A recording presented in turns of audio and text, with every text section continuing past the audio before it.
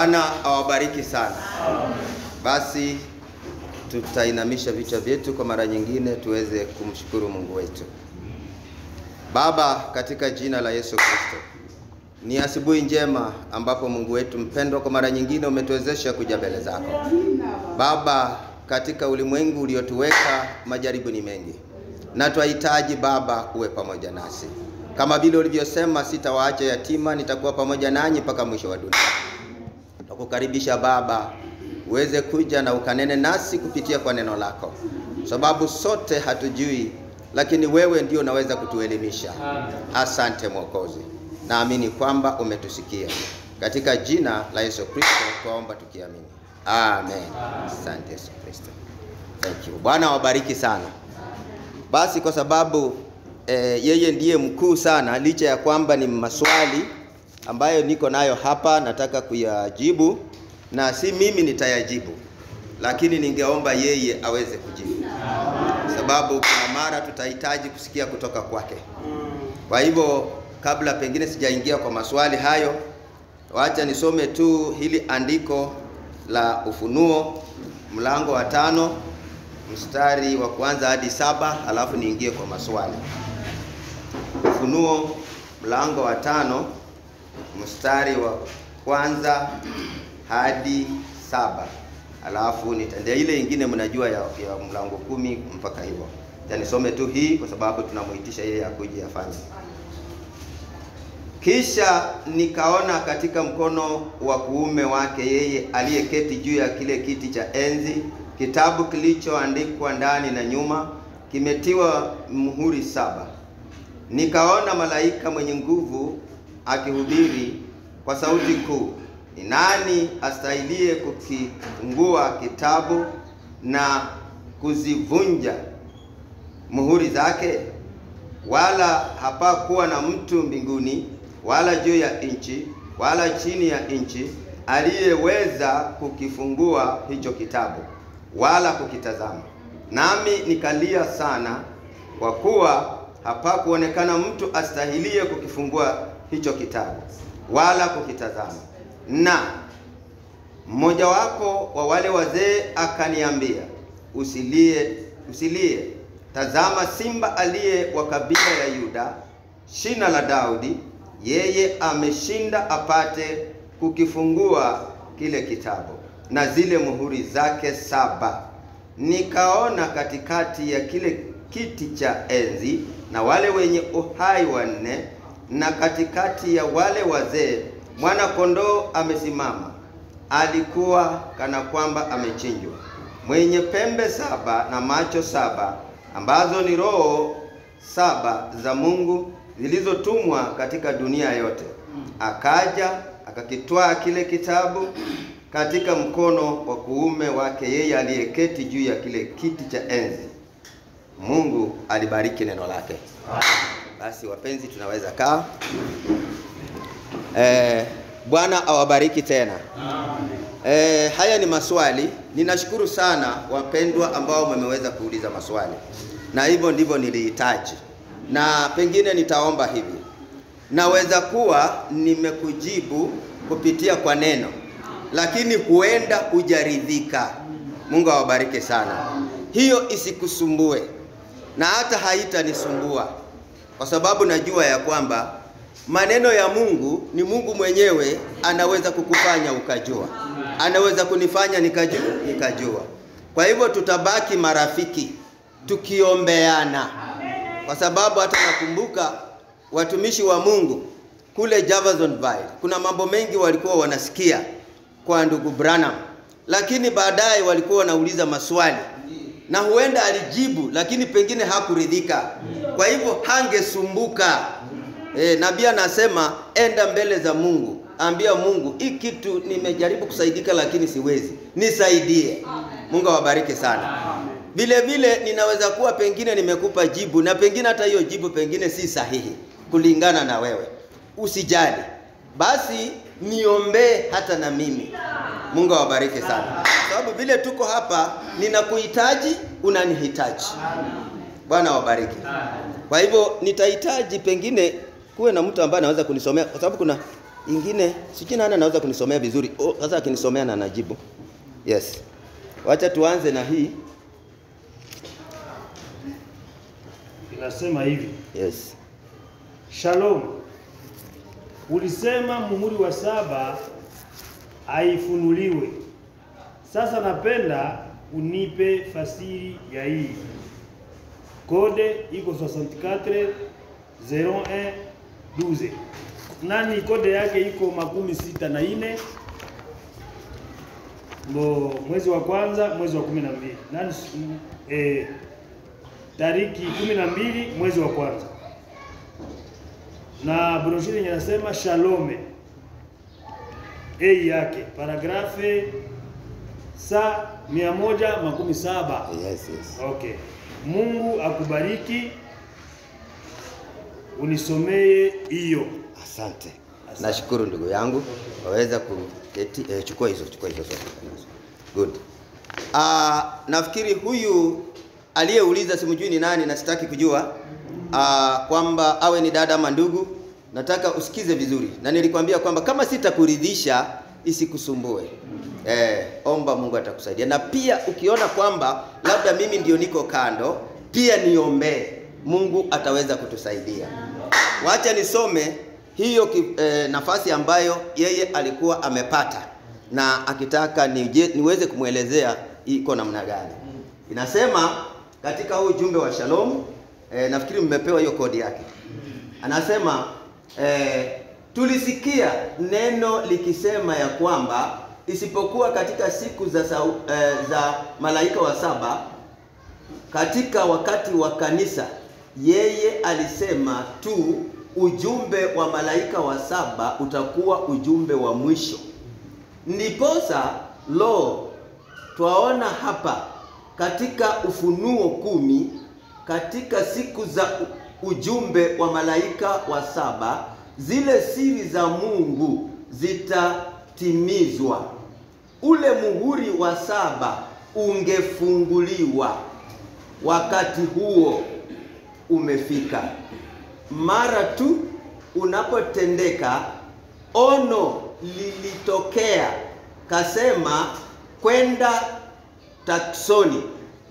Mshindo mkuu utatokea wakati huu. Upate kuelewa kabisa na kujua kuwa umetumwa. Karibu utaitikisa nchi. Yote mwajua hayo. Ilinaswa kwenye kanda miezi mingi kabla haijatendeka. Ndiposa ikatendeka. Kisha ikaonekana angani. Shalom. Ni nini? Ni kubadili sauti ya muziki wa taarabu. Praise God. Amen. Kwa hivyo mimi kulingana na mimi ninapopata hiyo nafasi, mjumbe alikuwa akijaribu kunukuu yale mambo ambayo yalikuwa aliyapata kwa ono. Wakati ambapo Mungu alimwambia enda taksoni ili kusudi upokee siri ambazo unakuja kufunua. Na alipoenda huko akakutana na malaika hao wakiwa 7 katika umbo la piramidi. Basi alipopokea hivyo wakamwambia rudi kanisani.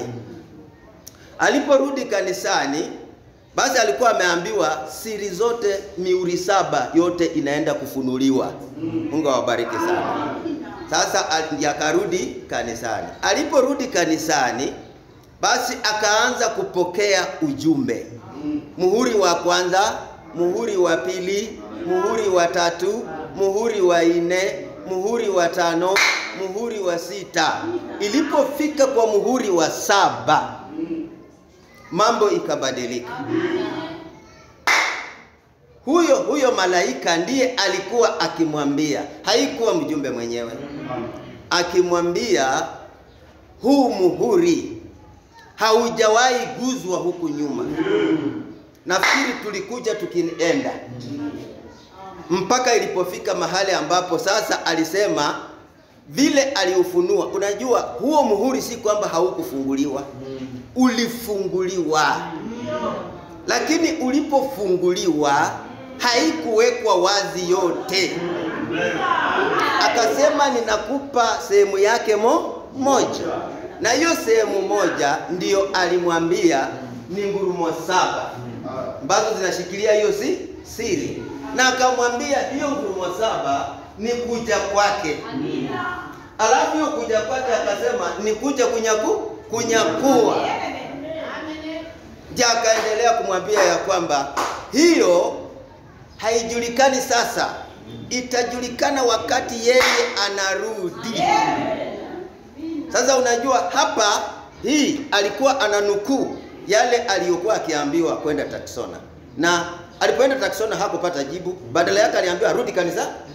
Aliporudi kanisani ndio akaanza kufungua mihuri. Na unajua haikuwa yeye mwenyewe, Mungu ndiye alikuwa akitumia malaika kufungua hiyo mihuri. Sasa ilipofika kwa muhuri wa 7 wenyewe, nafikiri tulikuwa tukisoma. Nafikiri mambo haya wapenzi, si kuwa mimi nilikuwa nasema, ninyi mumeandika hizo nukuu. Kwa hivyo alipokuja hivyo ndiye akasema hii itajulikana, kwa sababu watu walikuwa wanajiuliza itakuwaje. Lakini hata ilifika mahali fulani akamwambia, mimi najua hii itafanya marafiki zangu wataniacha. Sababu wanasema kwa nini huwezi sema juu ya hii mambo? Na akasema tafadhali, ninawaambia kile nimeambiwa, na yale ambayo sijaambiwa siwezi kusema. Na akasema nyinyi fanye chenye mnataka, sababu alijua watu wametaka tu. Baadaye nafikiri niliwasomea hapo katika hiyo unveiling of God, yani kufunuliwa kwa Mungu. Watu walimwendea baadaye, kwa sasa hiyo 65 64 wamechoka, wanataka, kwa sababu hawajaona. Wakasema na hii siri ya ngurumo 7 hii watapeana mtu. Akasema la, hiyo wapeani mtu, itakuwa ni kuongeza, kwa sababu haiko hapo. Akasema hii mambo yake ilifunuliwa katika mihuri ngapi? 7. Sasa tukirudi kwa mihuri 7 huku, alipokuwa akiguza juu ya hizo ngurumo, ndiye alikuwa akisema ya kwamba itakuwa ni kuja kwake. Na hiyo yeye mwenyewe atakuja nazo, hapeani mtu. Huyu nabii wetu ni wa 7 na alimaliza.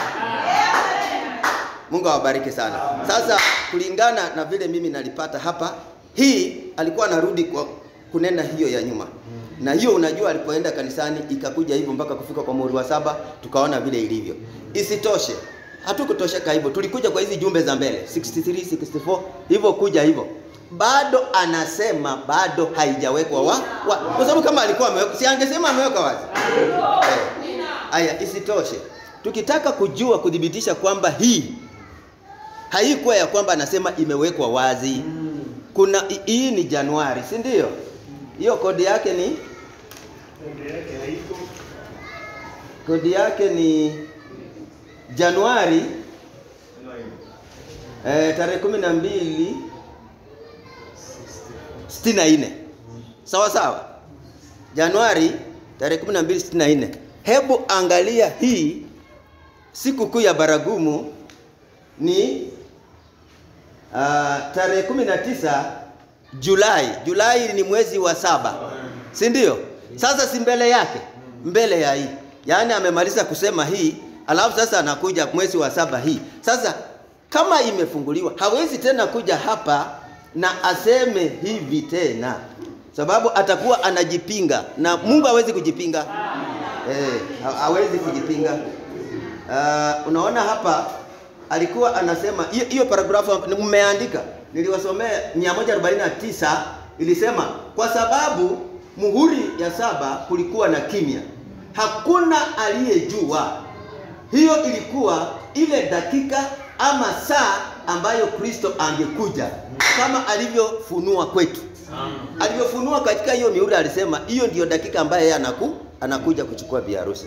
Alafu akasonga mbele kwa huo ujumbe wenyewe, anarudia tena 176 kasema ile muhuri ya 7 haijafunguka bado, mwajua hiyo ni kuja kwake. Kwa sababu hawezi kusema hapa imefunguka, hapa anakuja anasema haijafunguka. Unaona ni kama atakuwa anaji sasa hii alikuwa anarifaa nyuma, lakini hii bado anapigilia kile alichosema huko. Unaona, alafu anakuja tena kwa ujumbe huo ndiye alikuwa anasema hapa katika hiyo paragrafu ya aya ya 169 na 170. Alisema hili si jambo tu la kujibunia. Enyi marafiki, unajua kwa nini anajaribu kurudia na akipigilia? Alikuwa anaona watu wanataka. Lakini anawaambia Bwana, hizi mambo nimejibunia jamani. Sema marafiki zangu. Anasema hii ni Bwana asema hivi. Maandiko. Sababu hata ukirudi kwa Biblia inasema kuhusu hiyo saa hakuna mtu anajua. Sasa hakuna vile yeye angefanya. Alafu anasema hapa, wakati huo sasa mara kanisa hili, yani bibi harusi, imevutwa pamoja. Inavutwa na nini? Na hiyo mihuri 7. Sababu mihuri 7 ilifunuliwa. Mihuri 7 ilifanya nini? Ilifunuliwa. Sasa kwa hiyo mihuri 7 ilipokuwa inafunuliwa kufika kwa ile ya 7, hiyo nayo ikawa na ngurumo 7 tofauti na hizi mihuri. Hizo ngurumo 7 si ndio hii? Hapana. Nitawasomea hapa saa hii, anasema ni tofauti. Nabii mwenyewe. Alafu anasema ikivutwa pamoja linanyakuliwa na ile siri ya muhuri wa 7. Ama muhuri wa 7 ile siri ya kuondoka. Hii siri ya muhuri wa 7 ndugu yangu inapokuja tunaenda. Haikuji na ubaki. Na hiyo haipeani kwa mtu. Hapana, ilibaki kwa Kristo mwenyewe, atakuja nayo. Huyu malaika wa 7 alimaliza mambo yake. Yeye mwenyewe ndiye atakuja. Hakuna nabii wa 8. Hakuna. Huyu wa 7 alitosha. Na yale alipewa alinena. Yale ilibaki ya Mungu. Na yeye mwenyewe atakuja nayo. Mungu awabariki sana. Nafikiri kwa swali hilo, kwa sababu ya muda, ni vizuri tufupishe. Nilisema ya kwamba kama sitakuridhisha kile kuna nimenena hapa ya kwamba nataka niwasomee mahali nabii anasema mihuri 7 ni tofauti na ngurumo 7. Huwezi kuziweka pamoja hivi. Ngurumo 7 za muhuri wa 7 ni tofauti. Lakini hizi mihuri 7 pia ilifunguliwa kwa ngurumo. Sasa hiyo ilifunguliwa. Lakini kufika kwa muhuri wa 7 kukawa na ngurumo 7 zikipika pamoja. Hizo ziko tofauti na hii. Okay, wacha tusome hapa katika pengo.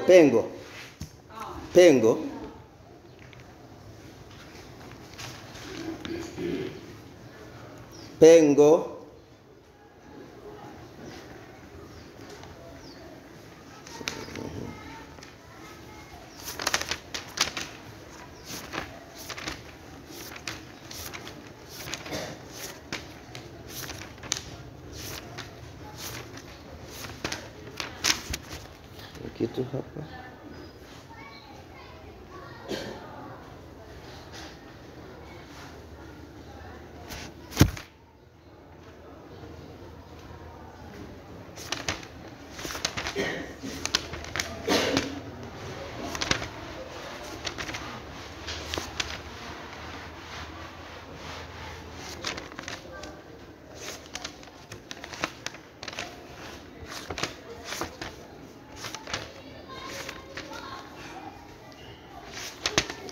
Hapa nataka nipate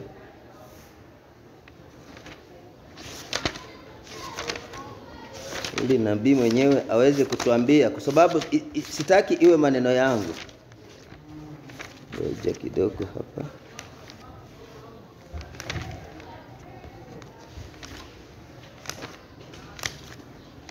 Inafichana tu hapa, liko tu.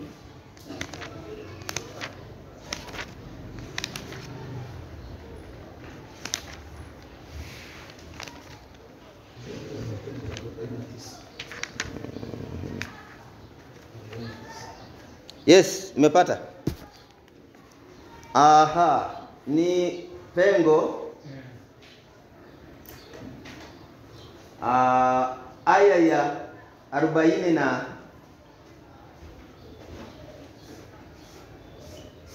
49. Sawa. Nataka usikize kwa makini.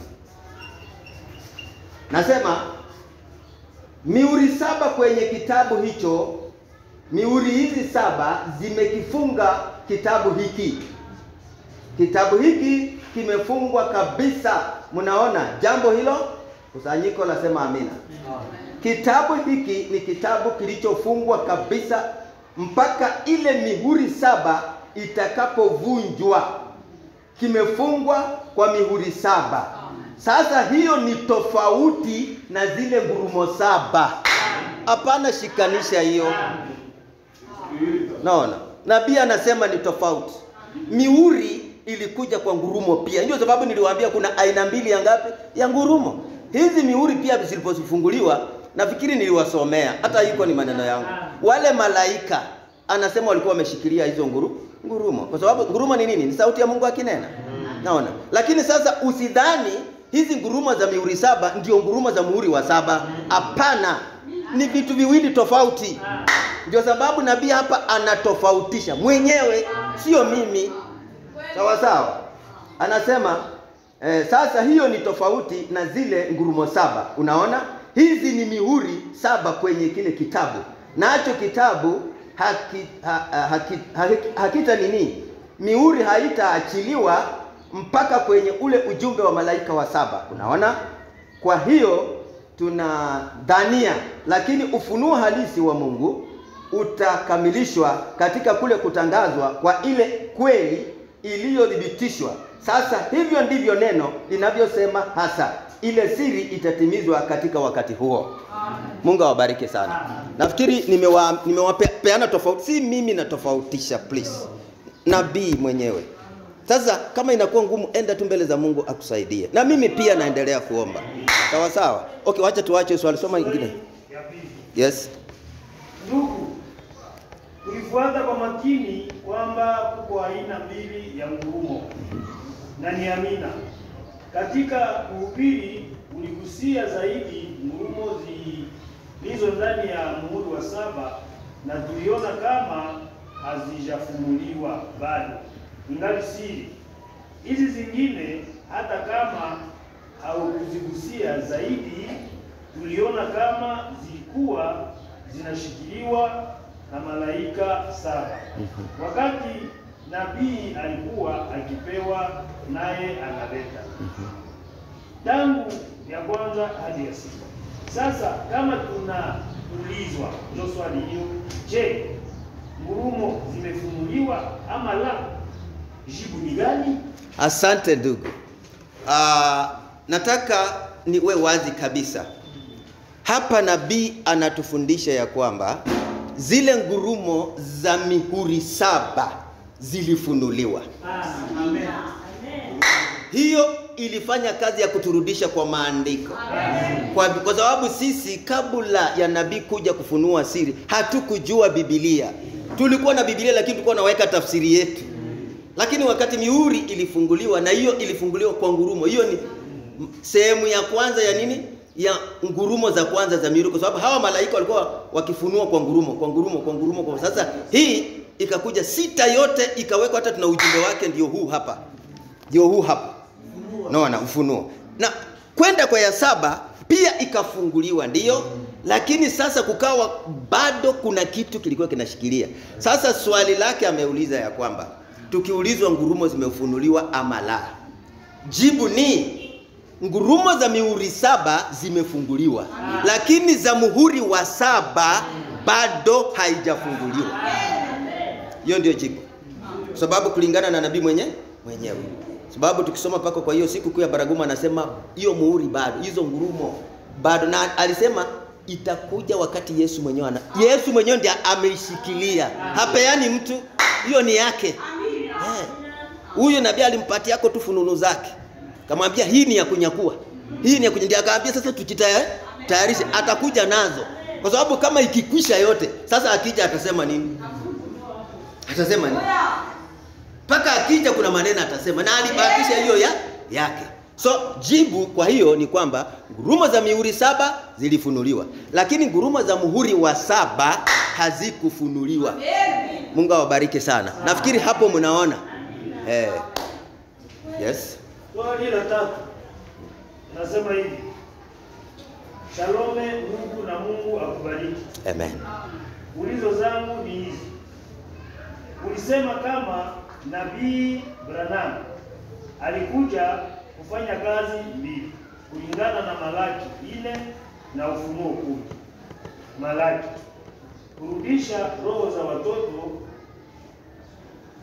ziwaelekee baba zao. Ufunuo 10, kufunua siri za ngurumo 7.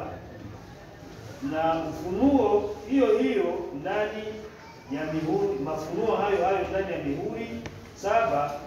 Ulipoendelea mbele ukasema ngurumo 7 haifunuliwe. Huko mbele ulisema zimefunuliwa ndani ya mihuri 7. Sasa nauliza, ngurumo 7 za Ufunuo 10 zilifunuliwa au hapana? Okay.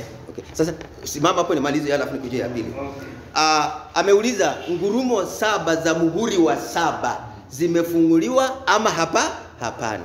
Jibu kwangu kulingana na nabii, hapana.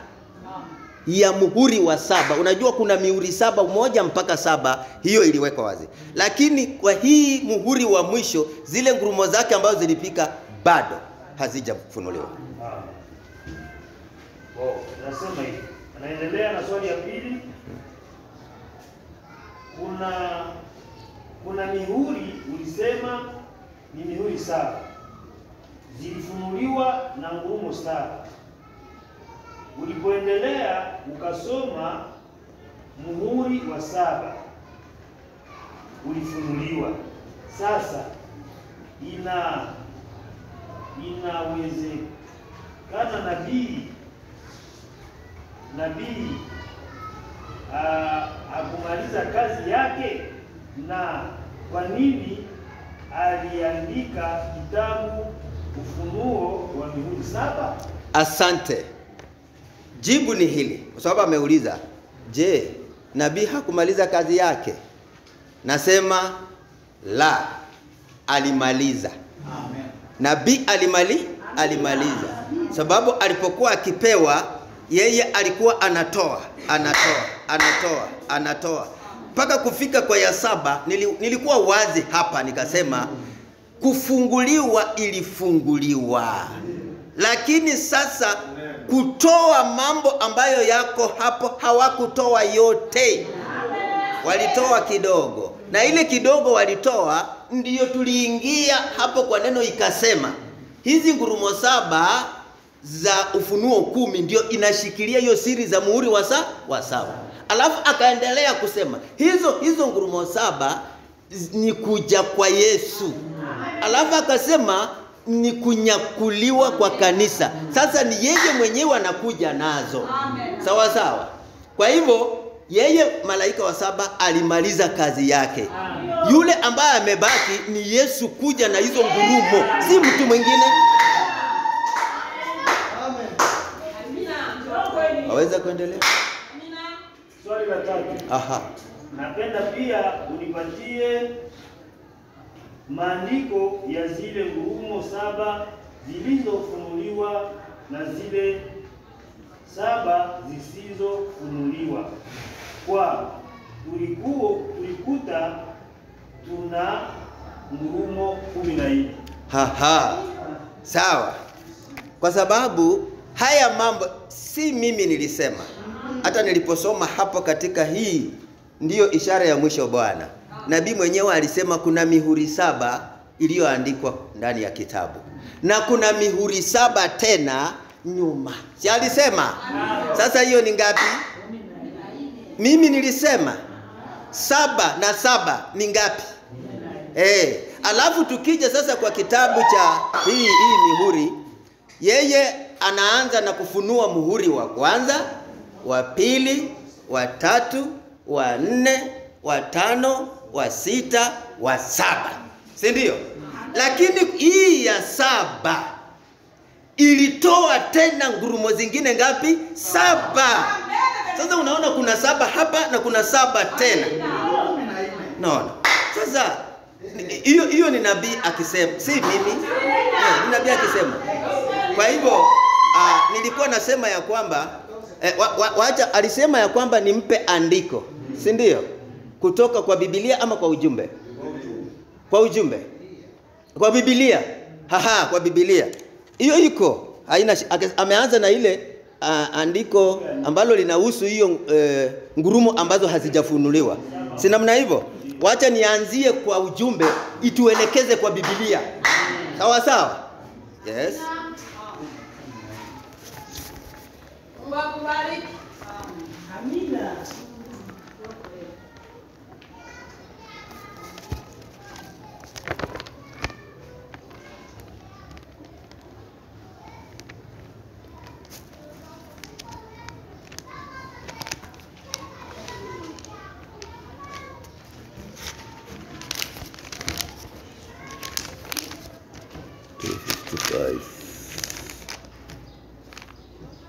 Okay.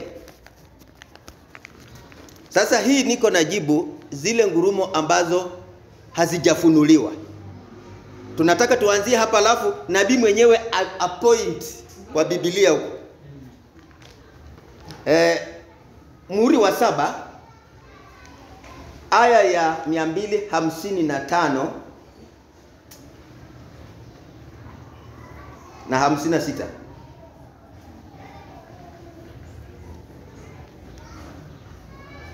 Okay, nafikiri umemaliza kuandika, wacha nisome. Anasema hivi: 7, nambari ya Mungu iliyo kamilifu. 7. Ndugu Branham anapiga mimbara mara 7.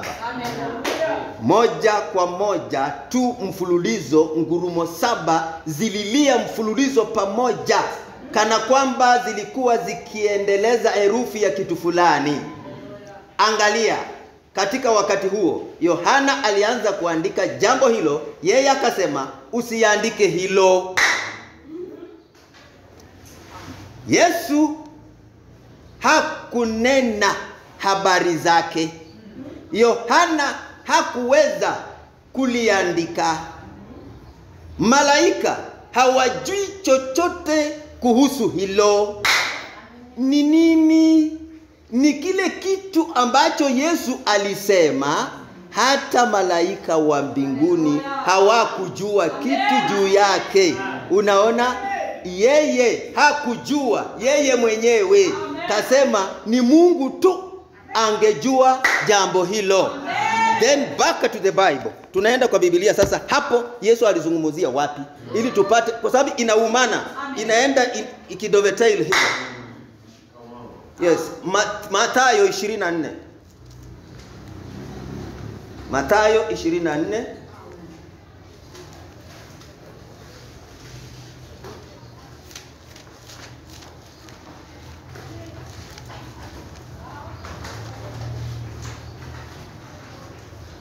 Mathayo 24. Kuanzia mstari wa 36 hadi 44.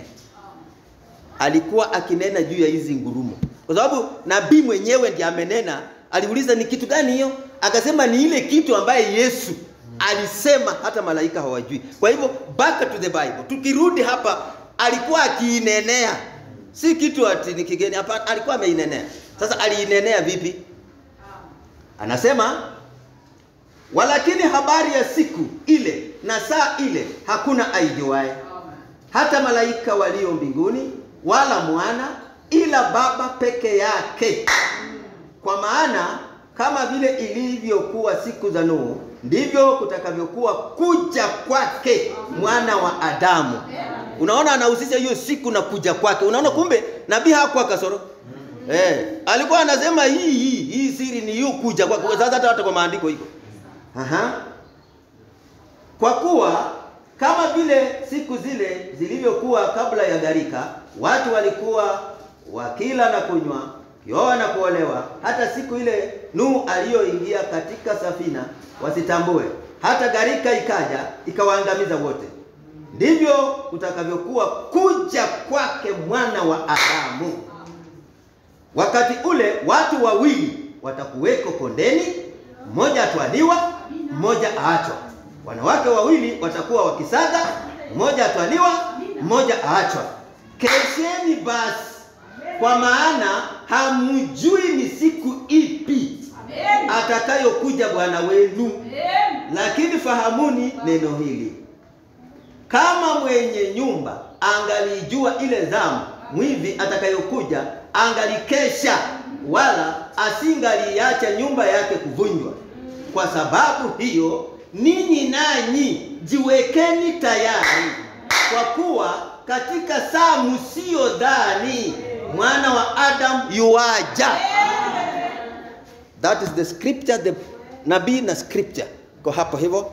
Okay, ile sehemu ya pili alisema, na ile andiko kuhusu ngurumo saa 14. Alisema ile ambayo imefunuliwa. Si alisema maandiko. Na hata hiyo tumesoma asubuhi ya saa hii. Revelation chapter 5. Hiyo kitabu kilikuwa kwa mkono wa yule aliyeketi kwa kiti. Na huyu mwana kondoo alichomoka akachukua na akavunja hizo mihuri. Si unaona? Sasa hiyo inahusu, hii ilivunjwa. Lakini hii ngurumo 7 ambazo za muhuri wa 7, the prophet himself, yeye mwenyewe amelete mpaka amehusisha kwa yeye. Hata Yesu aliwaambia mjui, kesheni tu. Yeye anakuja wakati wao, nasema hamtajua. Kitu tu ni kwamba kuwa tayari. Sawa sawa, leta hilo swali.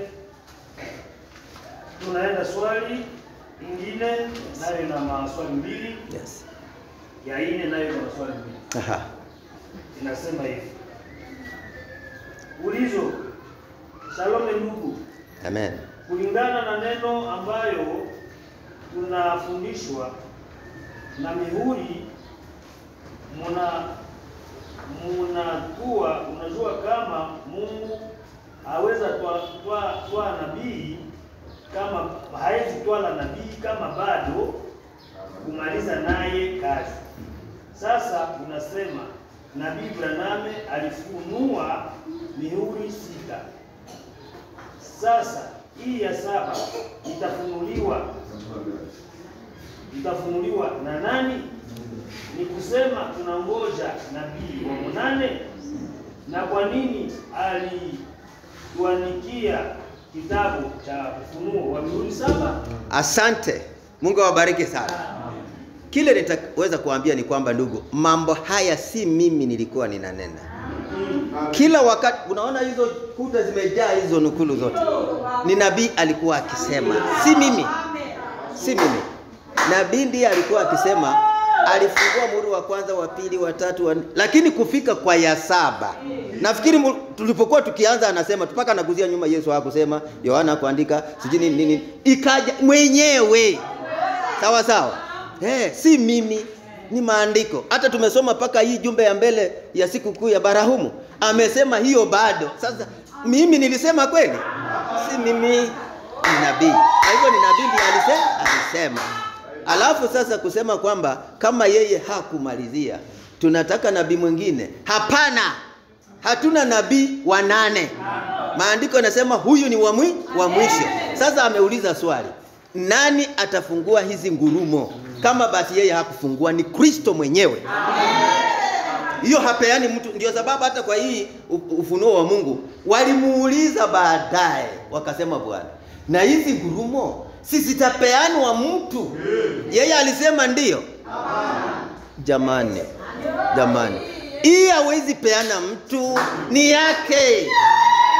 Hiyo ndiye atakuja nayo mwenyewe. Kwa hivyo Branham alimaliza kazi yake. Sasa ile imebaki, ngojea Yesu Kristo Bwana wako. Ndiye atakuja nayo na anene uende nyumba. Kwa sababu amesema tu hiyo muhuri wa 7 ni ya kuondoka. Si ya kwenda, si ya kukunyakua.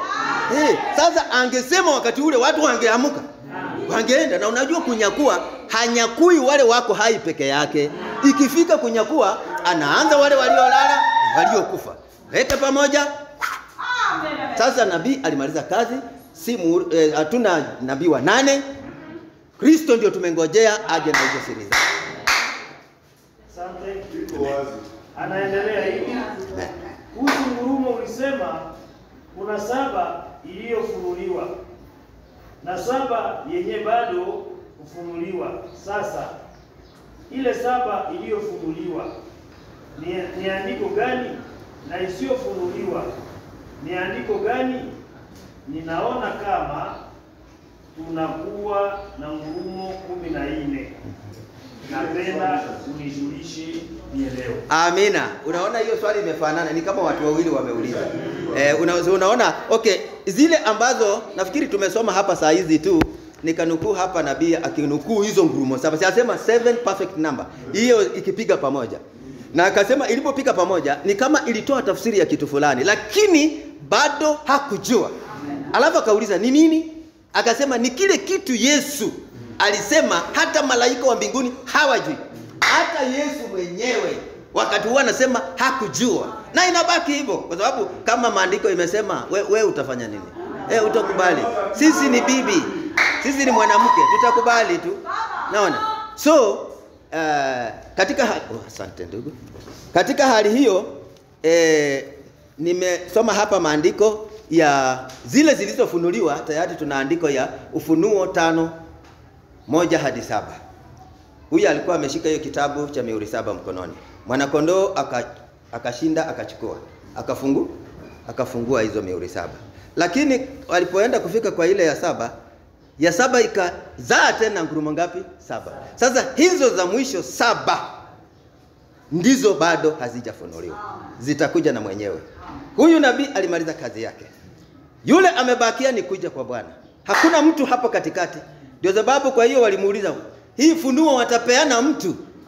Alikataza akasema, hii hawapeani mtu kwa sababu hii ni yake. Yeye akija kunyakua hasaidiani na mtu. Yeye mwenyewe anakuja kuchukua bibi harusi wake. Na akija ataanzia wale lala. Atasema watasikia.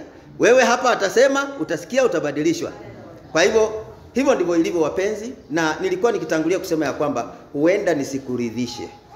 Huenda nisiwe nimekujibu. Hiyo haina shida. Isipokuwa tu kile nitaomba ni kwamba ndugu yangu tupendane. Niombee, ninakuombea. Kwa sababu gani? Haya mambo ni ya Mungu. Si yetu. Sisi pia yale tumefunuliwa tunashika haya. Na kama pengine sijashika vile umeshika, niombee.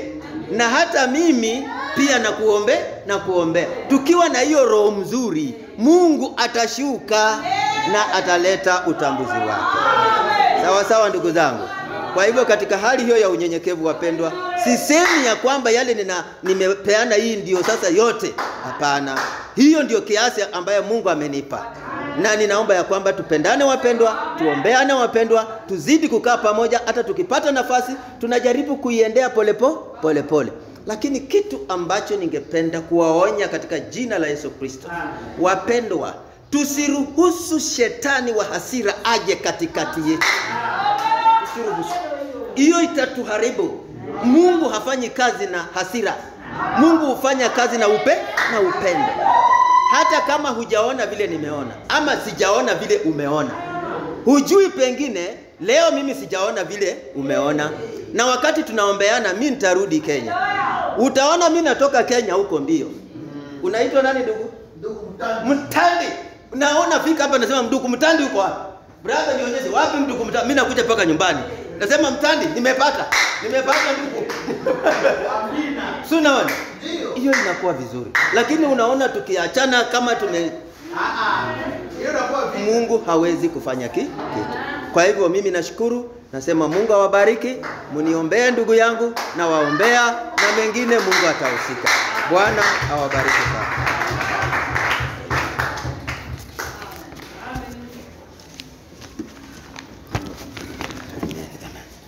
Bwana Mungu awabariki. Tunashukuru mhubiri na tunasema asante kwa Mungu. Na mtizani kila mtu